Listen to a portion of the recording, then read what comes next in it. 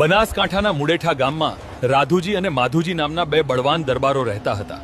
એમને હીરુ અને નીરુ નામની બે દીકરીઓ હતી. દીકરીઓના લગ્ન નક્કી થયા ત્યારે દરબારોએ નક્કી કર્યું કે કરિયાવરમાં ગાયો નહીં પણ સૌથી રૂપાળી સાંઢો જ આપવી છે. તેમણે રબારીઓને પૂછ્યું.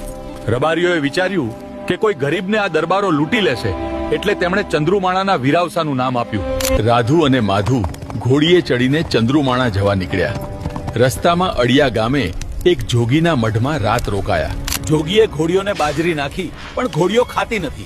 જોગી બોલ્યા, તમારા પેટમાં પાપ છે, સિકોતરના ગામ જવાનું માંડી વાળો. પણ દરબારો અભિમાનમાં બોલ્યા, જો એની સિકોતર જબરી હશે તો અમારો મુડેઠાનો હનુમાન પણ કાંઈ ઓછો નથી. ચંદ્રુમાણા પહોંચી ગોવાળ સુખદેવને મારીને લોખંડની સાંકળોથી બાંધેલી વીરાવસાની સાંઢો તેમણે બળજબરીથી ચોરી લીધી.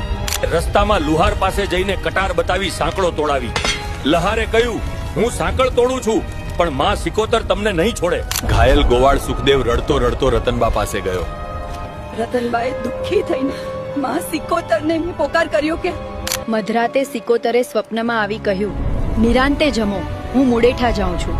મારી સાંઢો લીધા વગર હવે હું પાછી નહીં આવું. માં સિકોતર એક ડોશીનું રૂપ લઈ રાધુ માધુની પાછળ મુડેઠા પહોંચ્યા.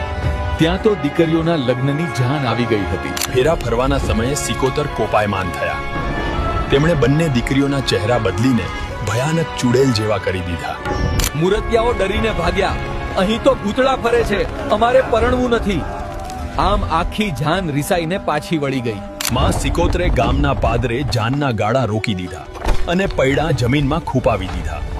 કોઈ આગળ વધી શક્યું નહીં. ત્યારે માતાજી પ્રગટ થઈ બોલ્યા, આ તો વીરાવસાની સિકોતરનો કોપ છે. રાધુ માધુ મારી સાંઢો ચોરી લાવ્યા છે. દરબારો થર થર ધ્રુજવા લાગ્યા. દીકરીઓમાં માતાજી ધૂણવા લાગ્યા.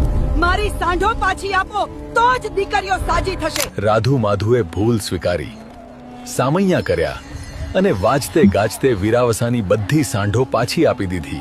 માતાજીએ દીકરીઓને ફરી રૂપાળી કરી દીધી અને લગ્ન થયા. ત્યારથી મુડેઠામાં પણ સિકોતરના નિવેદન પહેલા થાય છે. આમ ચંદ્રુમાણાની સિકોતરે પરચા પૂર્યા અને ગુજરાતમાં ડંકો વગાડ્યો. બોલો વીરાવસાની સિકોતર માતની.